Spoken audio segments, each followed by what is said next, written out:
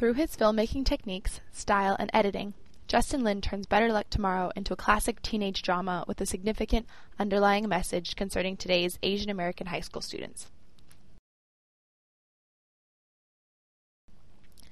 As Ben comes to pick up his platonic date, Stephanie, for the prom, Lin uses a close-up, over-the-shoulder camera shot to highlight the natural awkwardness of the interaction. The viewer feels as if they're standing at the door with Ben and Stephanie, experiencing the uncomfortable humor of such an important interaction.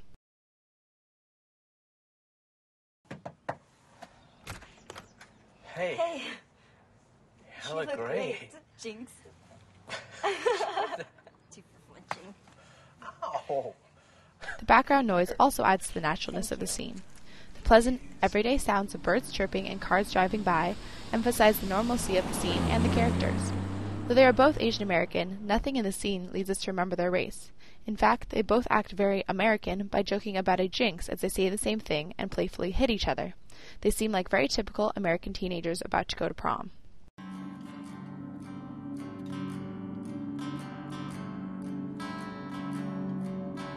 So, do you know your real parents?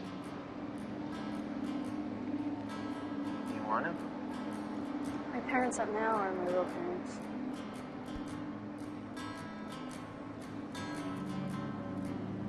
I don't know. Maybe when I get older. It's time to find out who I am. You sound so mature. So my therapist tells me, at least. Though it is not explicitly mentioned, the scene has significant implications for the Asian American identity. Ben asks about Stephanie's real parents because Stephanie has been raised by her adoptive Caucasian parents. By stating that she has to find out who she is before meeting her real parents, she implies that their identity has no effect on her own and that, therefore, her biological Asian ancestry is insignificant. All that matters now is how she has been raised.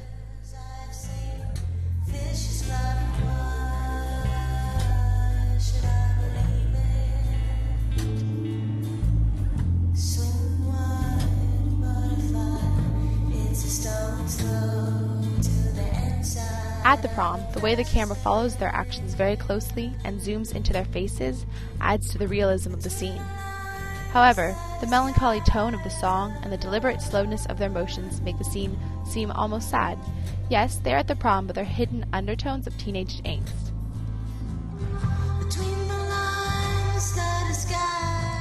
It is as if their love is impossible. Ben is too ordinary to end up with a beautiful, sexy, and intelligent Asian American girl. At this point in the film, the dark side behind Asian American stereotypes is visible. Ben is not masculine enough. He has been desexualized by American society and therefore cannot end up with the ultimate prize, Stephanie.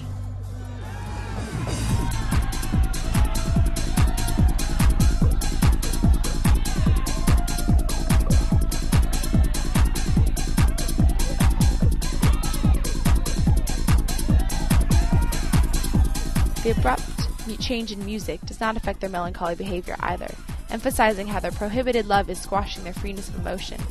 They hug closely and slow dance because they have feelings for each other but can't express them explicitly. I had a wonderful time. The awkwardness of their interactions reappears again as they hug goodbye instead of kiss, while Stephanie's all-star boyfriend waits for her by his BMW. As the two boys look at each other, Steve takes an obviously dominant role, while Ben cowers as he is left behind. Thanks again.